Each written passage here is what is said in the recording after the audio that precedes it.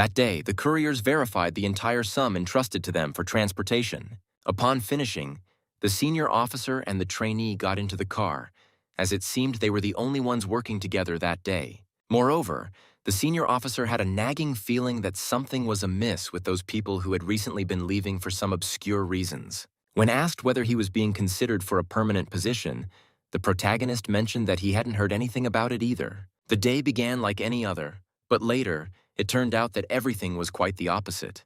The coffee didn't help his partner shake off the drowsiness. At one point, the partner complained that his eyelids had grown unexpectedly heavy. As it turned out, the truck following them wasn't just a coincidence either. It instantly rammed into the courier's vehicle. The last thing the young trainee saw before losing consciousness was the wounded driver. Later, the news reported that the crash was caused by the driver of the truck that had rammed into the couriers.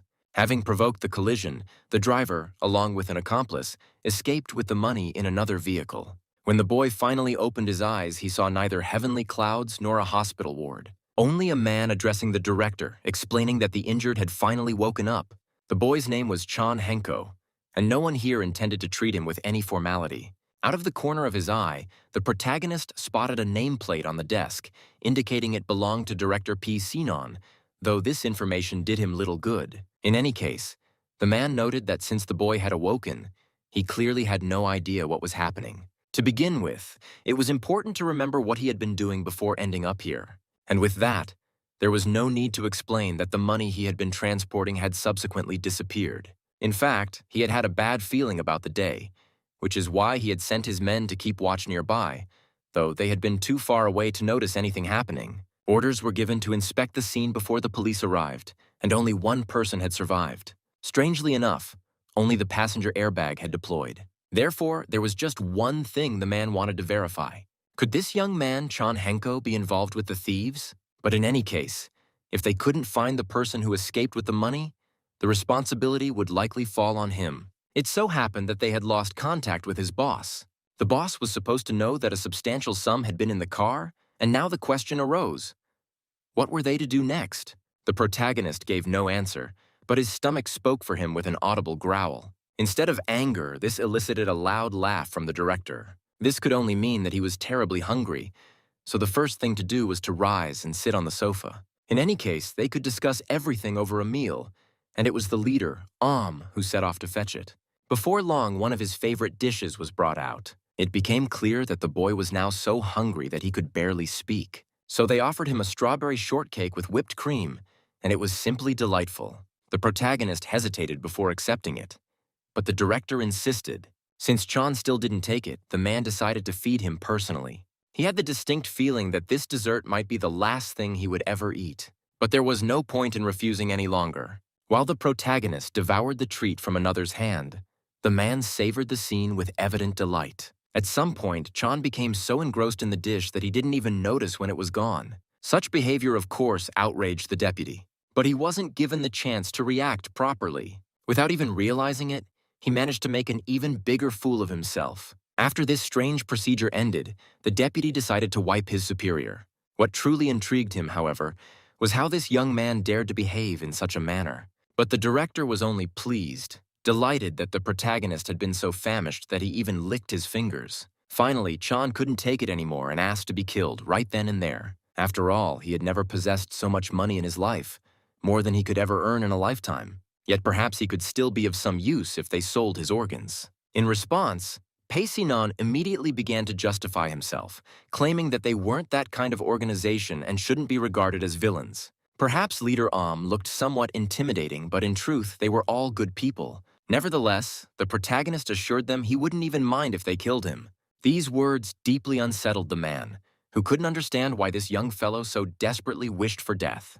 But in any case, he was allowed to go home and rest, so they could talk again tomorrow. After the meeting concluded, the leader asked whether the senior officer was certain about these actions. As it turned out, he needed time to properly think things over. He had just received some information about the boy, and if he didn't show up tomorrow, they would simply drag him in by force. According to the information, the boy had grown up in an orphanage and now carried a significant amount of debt, which meant his plea for death was likely genuine.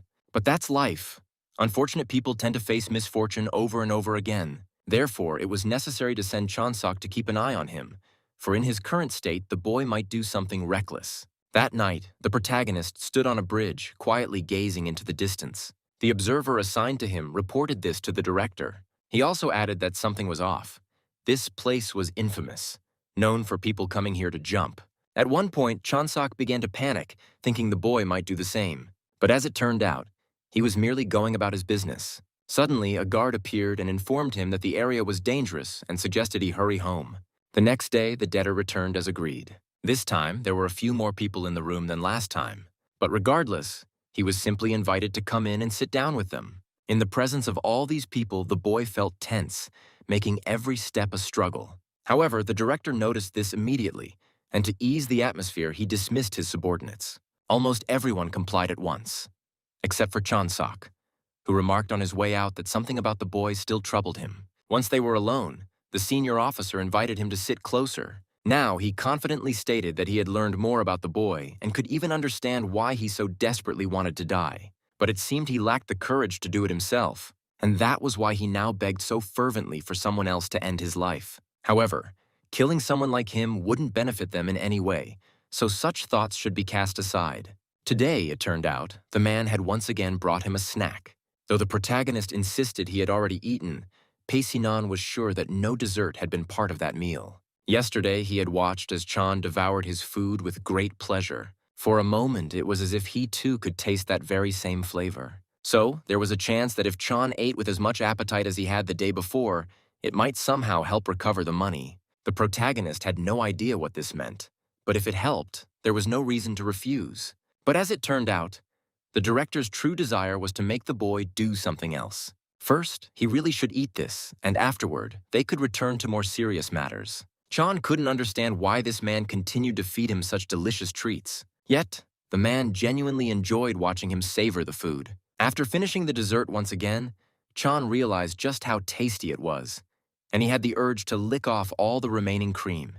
And this was precisely the reaction the director had anticipated. At one point, it became clear that some of the cream had dripped onto Pei-sinon's trousers. The boy's first thought was whether the director might get angry because of it. But within seconds, it dawned on him that these trousers could be quite expensive. Meanwhile, Pei-sinon was already preparing the next piece of the dish. The protagonist, however, concluded that he needed to clean the trousers with his tongue before it was too late. And so, to the director's surprise, he promptly set about doing just that. At that very moment, a curious onlooker quietly observed the scene, perhaps hearing them speak, though the words were impossible to make out from afar. His colleagues disapproved of these actions, urging him to stop.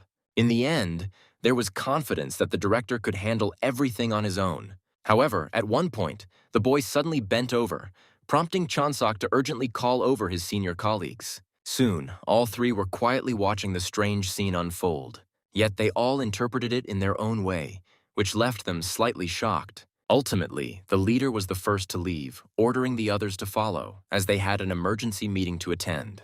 Gathered around a table, they questioned whether what they had witnessed was real or merely an illusion. Just yesterday, the boy had begged for death, and even tried to leap into the river, but today, everything seemed to have shifted dramatically. They approached their leader for an explanation, believing he shouldn't have allowed such a thing to happen. However, the leader's reaction was entirely unexpected for his subordinates, for this meant that their Pei-sinon, in fact, was not impotent. Such a statement caught everyone off guard. As was known to all the employees, the man had failed to protect his lover. Since that day, the director had never been with anyone else. Was even surprised that the impact of that loss was still so profound. Even after so many years had passed, the man continued to feel it. And today's actions suggested that someone had managed to unlock the door to the director's heart.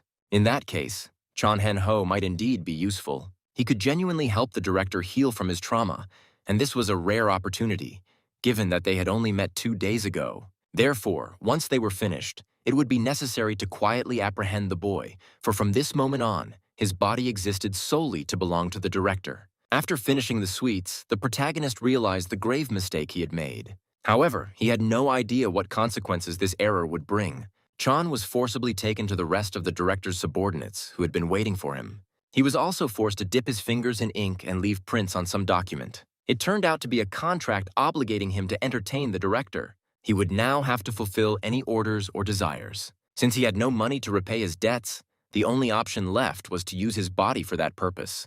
The next day, the protagonist set off for his new job.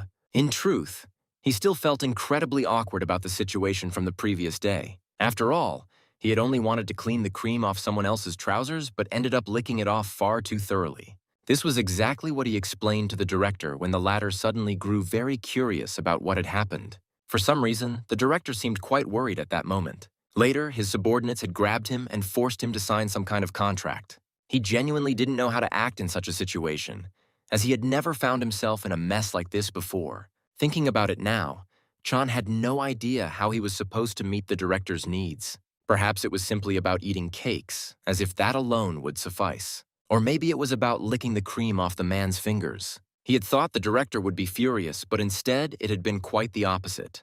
And yet those people still spoke to him in a very strange way. He couldn't get the events of the previous day out of his head. On his way home, the boy felt pain in his arm, which meant he'd need to apply some ointment. After all, the job had turned out to be more exhausting than he'd expected. Upon returning to his apartment, he ran into his neighbor, Jae-soo, who had somehow woken up earlier than usual. Apparently, Jae-soo had been working on some task through the night. In any case, the protagonist wasn't too concerned, as he was utterly drained. Suddenly, he felt the urge to ask his neighbor something. Specifically, whether, if he joined a company or some sort of organization, he should always obey the orders of the general director, or should he listen to the department heads and the director's assistants instead? This question made the neighbor pause and think. In his response, he suggested that the protagonist would be doing tasks with other people, not the bosses. In any case, the director would give orders and the people would carry them out.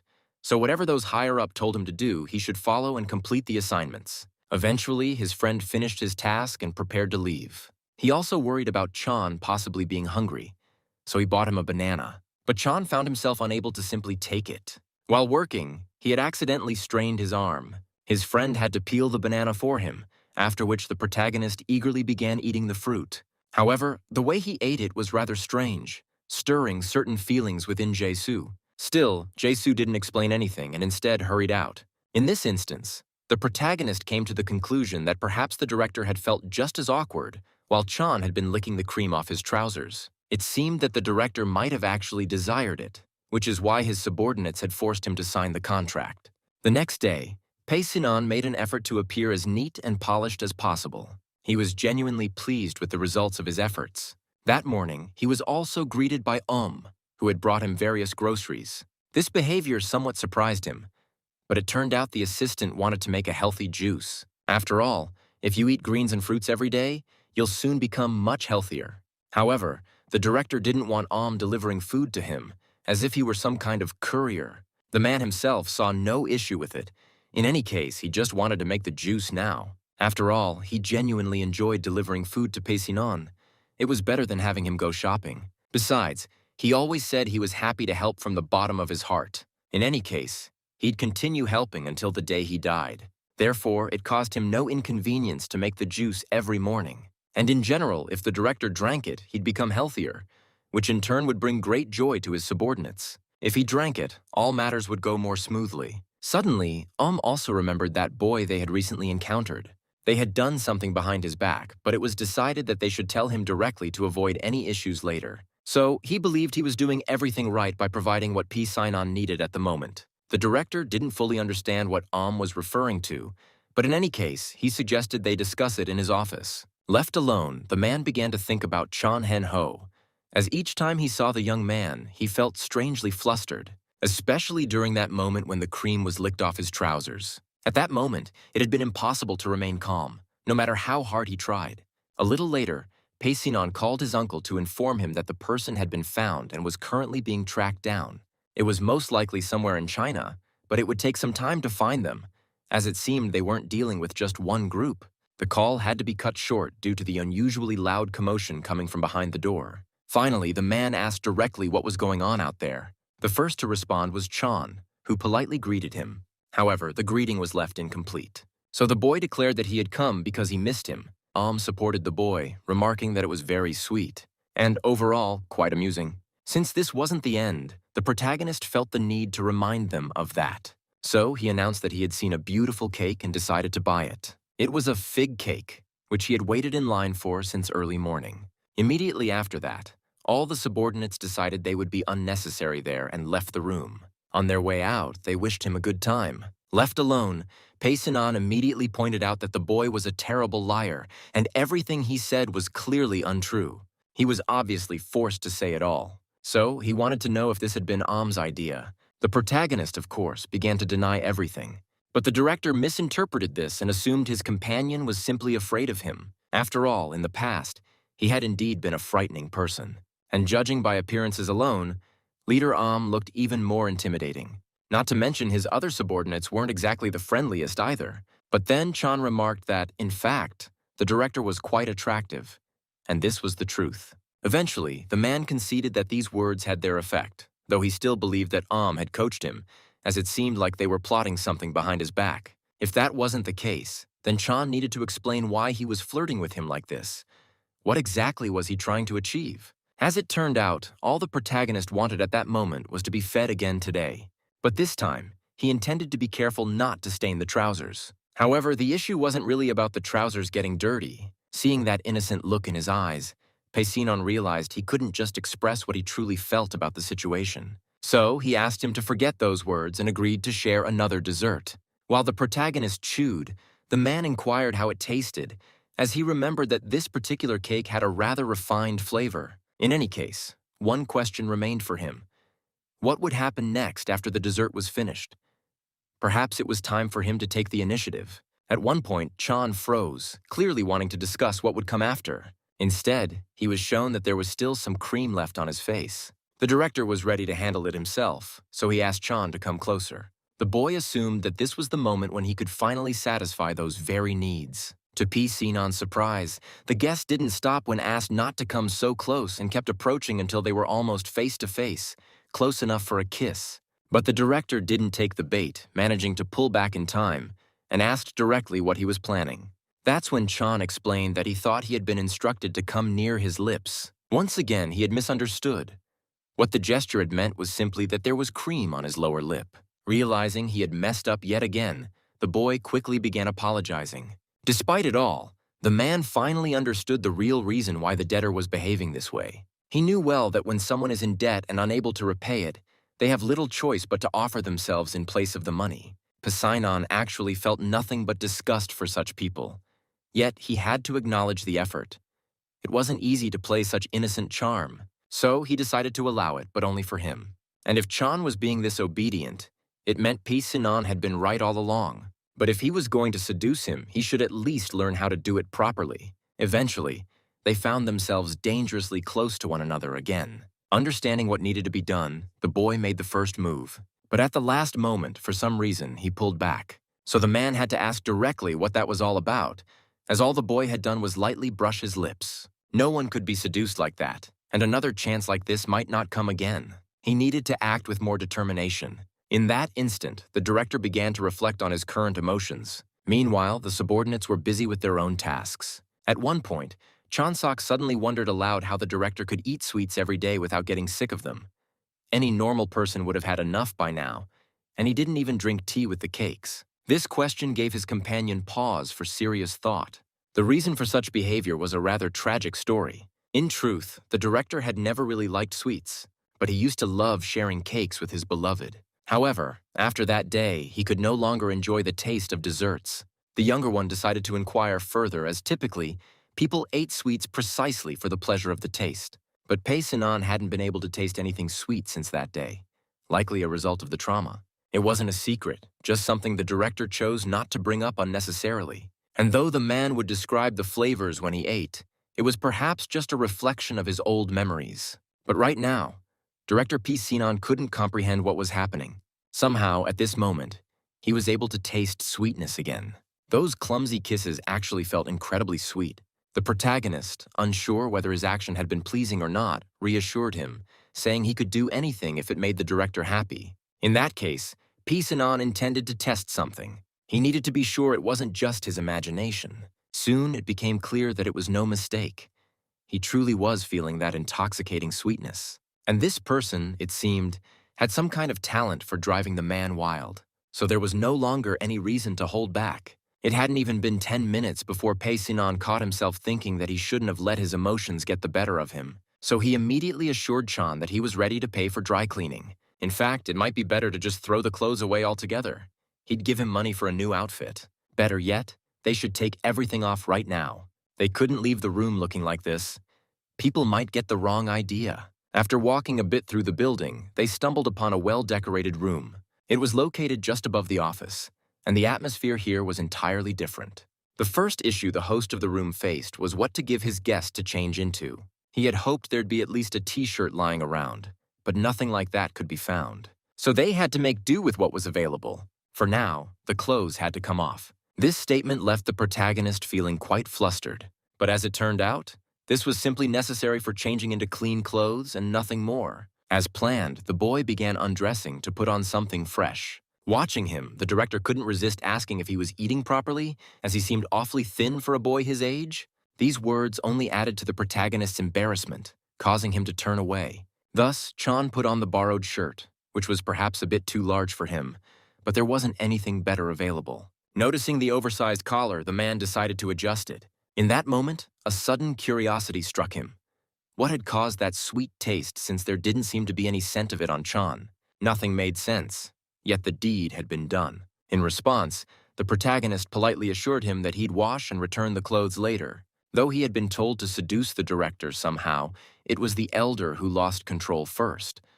But that no longer mattered.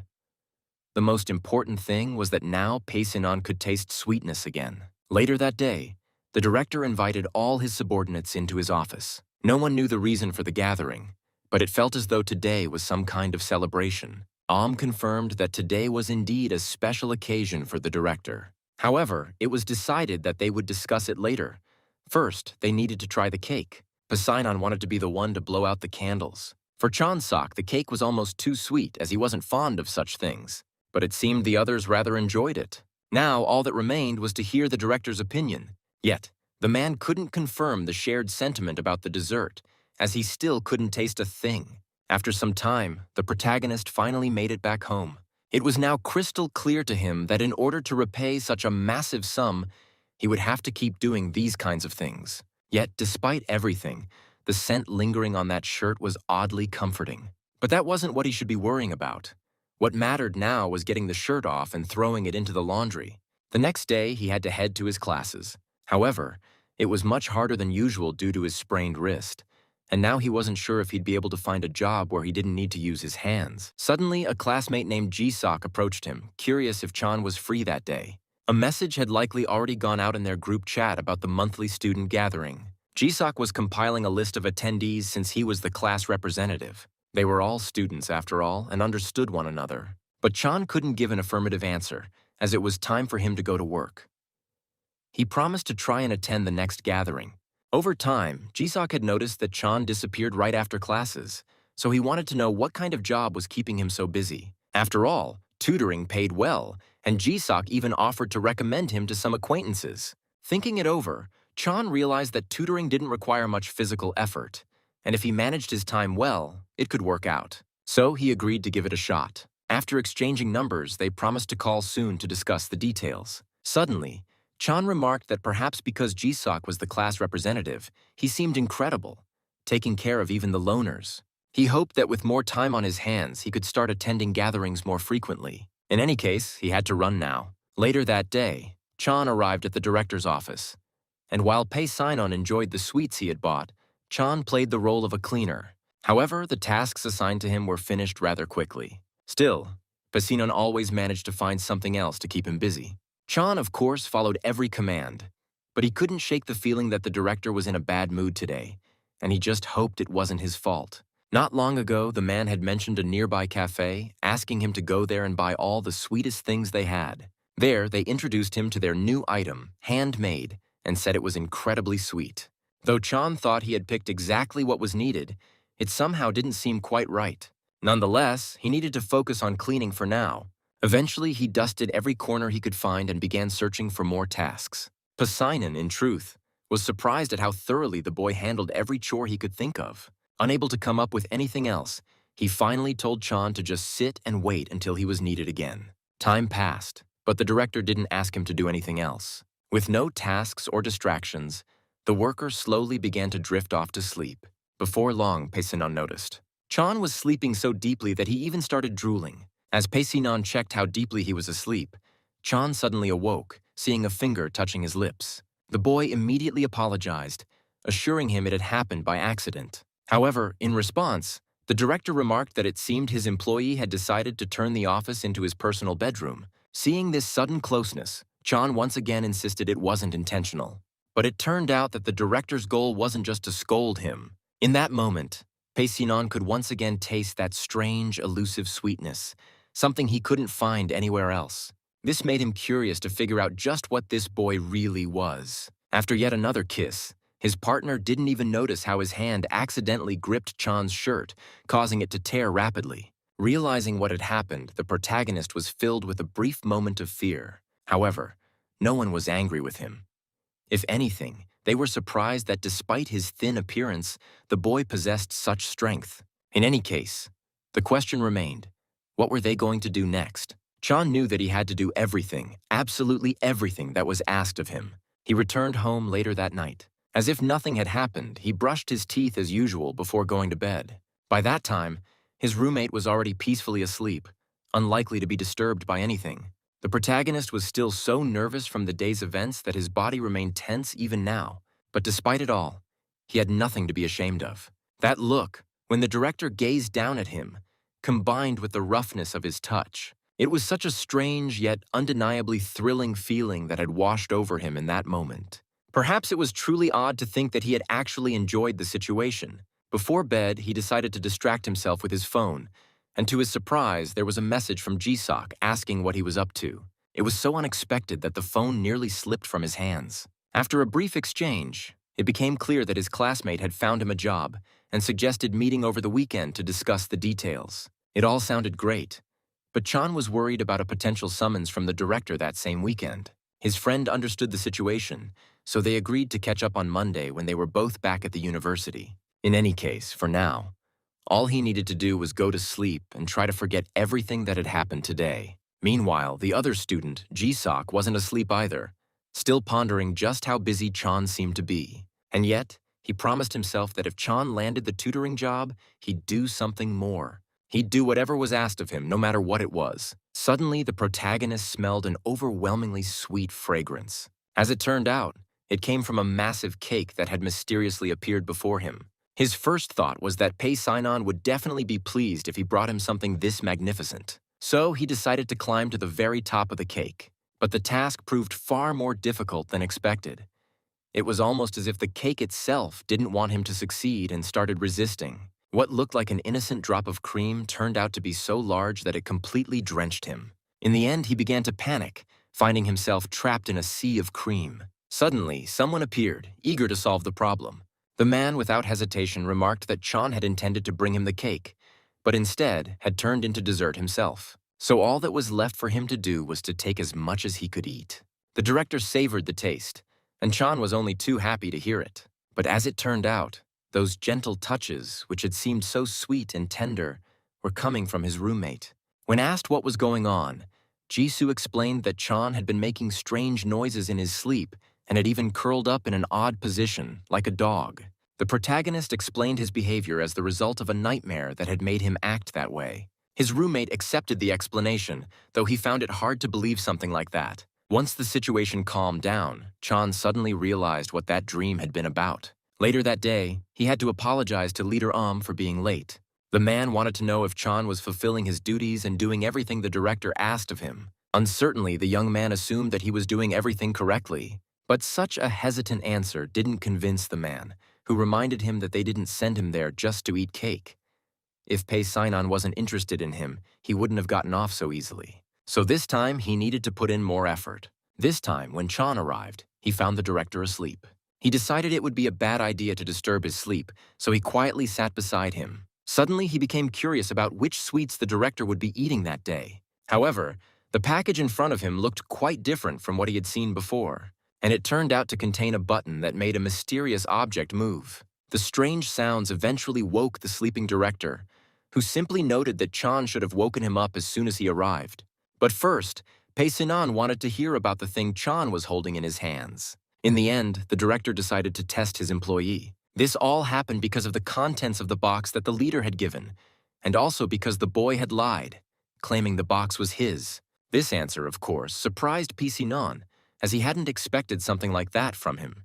When asked if he even knew how to use it, Chan hastily confirmed that he did. But the man didn't believe him and asked him to stop lying and tell the truth about how the item had ended up in his possession. Despite everything, the protagonist insisted that he had bought it himself for today's meeting. In that case, Pei Sinon intended to see how the boy would prove his words in action.